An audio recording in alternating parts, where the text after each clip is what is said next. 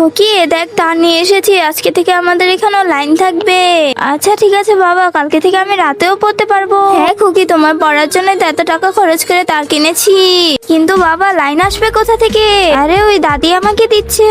আচ্ছা আপু, তাহলে আমাদের বিদ্যুৎ বিল বেঁচে যাবে। হ্যাঁ হ্যাঁ অবশ্যই। আরে মা, আমি শুনলাম আপনি নাকি গরিব ছোট লোকদের লাইন দিচ্ছেন।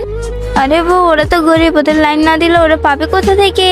যা করছেন করেন, আমি এসবে নেই। দাদিমা, কোথায় লাইন লাগাবো? উপরে।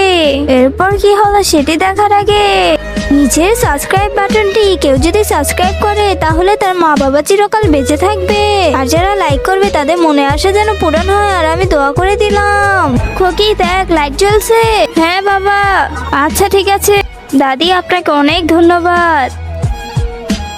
খুকি দেখো, আমি আজকে স্যালারি পেয়েছি, এখন আমি লাইট আর ফ্যান দুটোই লাগাবো, আর বিল সবসময় দিয়ে দিব।